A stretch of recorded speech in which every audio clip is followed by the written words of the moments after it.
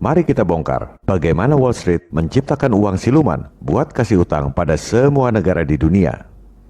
Ini adalah ilmu yang tak diajarkan di sekolah. Nggak ada teorinya. Ini adalah praktek yang hanya diketahui oleh para pemain kelas atas di Wall Street. Ada dua cara untuk menciptakan uang siluman buat kasih utang.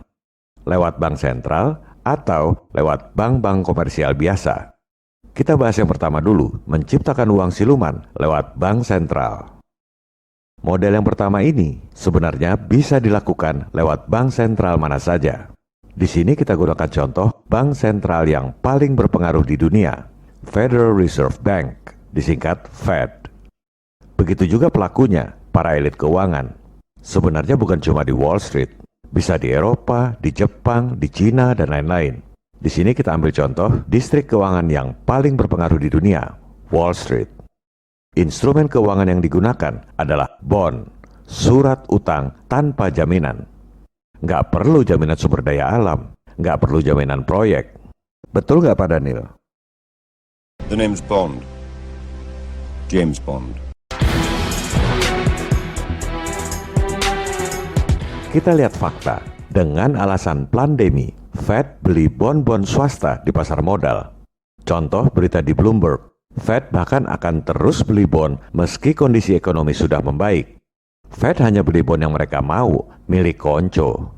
Kalau Anda bikin bon, Fed nggak bakal mau beli. Kita ambil contoh jumlah utang selama periode Pak Jokowi, 126 miliar dolar atau sekitar 1.700 triliun selama 6,5 tahun terakhir. Dengan model yang akan kita bahas ini, jangankan 6,5 tahun, sehari pun mereka bisa kasih itu utang 1.700 triliun. Begini caranya.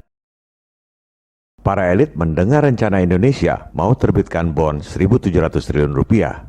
Bentuknya SUN, surat utang negara. Bunganya katakan 4,25%. Mereka tinggal colek Fed. Bos, Bu Sri Mulyani butuh duit 1.700 triliun tuh. Saya mau borong SUN-nya. Saya terbitkan bon 1.700 triliun ya. Tentu dalam dolar, 126 miliar dolar. Kita rupiahkan supaya mudah dipahami awam. Sebagai bankir, Fed berhitung risiko. Sumber pembayarannya nanti dari mana? Oh, dari SUN. Ada menteri terbaik dunia. Pasti dibayar. Risiko 0. Oke bos, laksanakan. Maka, langkah pertama, Wall Street terbitkan bon 1.700 triliun rupiah ke pasar. Bunganya dibikin sangat rendah, misalnya 1,25%. Nggak ada orang mau beli bon swasta dengan yield serendah itu, kecuali Fed. Fed ini punya kewenangan mutlak, bisa beli bon siapa aja yang dia mau, bunganya berapa aja. Presiden maupun Senat nggak boleh mengaudit. Kalau ditanya, Fed berlindung pada asas independensi bank sentral. Maka bon swasta itu dibeli semua oleh Fed. Nggak perlu persetujuan presiden, nggak perlu persetujuan Senat atau DPR.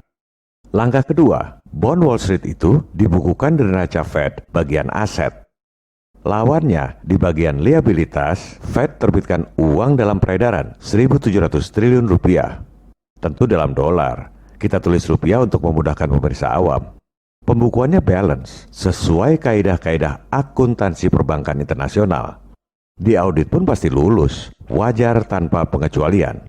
Ini bukan konspirasi, tapi sistem yang diterima oleh semua bank dan semua auditor top di dunia.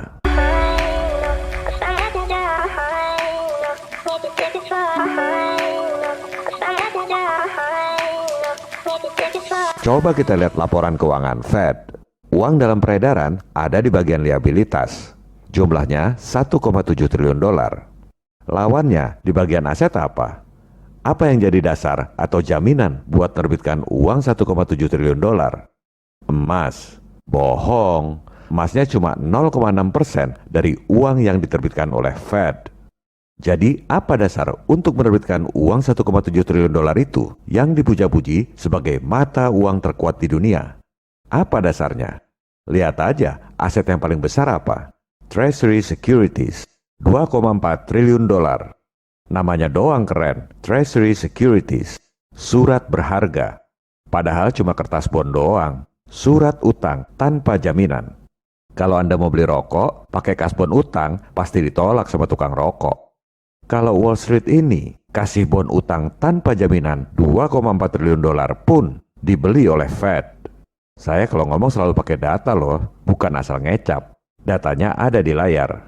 Oh ya, oh ya, oh ya, bongkar. Oh ya, oh ya, oh ya, bongkar. Kita kembali pada skema bagaimana Wall Street menciptakan uang siluman buat kasih utang 1.700 triliun selama periode Pak Jokowi. Tadi kita sudah bahas, langkah pertama, Wall Street terbitkan bond 1.700 triliun dengan bunga rendah, dibeli oleh Fed. Surat utang tanpa jaminan itu oleh Fed dibukukan sebagai aset. Berdasarkan aset surat utang itu, Fed terbitkan uang 1.700 triliun rupiah, tentu dalam dolar. Jadi, uang dolar yang kita utangi itu sebenarnya cuma hasil permainan debit kredit perbankan. Ini bukan konspirasi, tapi sistem yang diterima oleh semua auditor paling top di dunia. Langkah keempat, uang siluman 1.700 triliun itu oleh Fed diberikan pada Wall Street. Kemudian, uang siluman 1.700 triliun itu digunakan oleh Wall Street buat beli Sun. Pemerintah terima uang hasil penjualan Sun itu 1.700 triliun. Pemerintah happy. Media-media memuji Menteri Sri Mulyani berhasil menerbitkan bond terbesar dan terlama sepanjang sejarah Republik Indonesia. Langkah berikutnya, Bu Menkeu bayar bunga utang. Bunganya aja tiap tahun. Utang pokoknya nggak perlu dibayar dulu. Katakan bunganya tadi 4,25%. Jadi, Bu Menkeu bayar 72,2 triliun rupiah setiap tahun. Wall Street terima bunga 4,25% itu. Yang 1,25% back to back dibayar ke Fed. Fed happy dong, terima pembayaran bunga dari Wall Street 21,2 triliun rupiah setiap tahun. Modal dengkul. Wall Street pegang marginnya. Selisih antara 4,25% yang dibayar oleh Bu Menkeu dikurangi 1,25% biaya bunga ke Fed. Wall Street dapat margin 3%, 51 triliun rupiah setiap tahun. Modal dengkul. Skema ini semuanya wajar tanpa pengecualian, menurut auditor paling top di dunia. Melihat begini, berarti siapa yang pintar dan siapa yang bodoh? Padahal itu cuma ilustrasi, bayar bunga 72,2 triliun per tahun. Kenyataannya, kita harus bayar bunga utang 373 triliun rupiah setiap tahun. Mohon Bapak Ibu anggota Dewan yang terhormat bertanya pada hati nurani, pantas nggak rakyat dipajaki tinggi buat bayar bunga utang 373 triliun tiap tahun? Padahal itu utang siluman.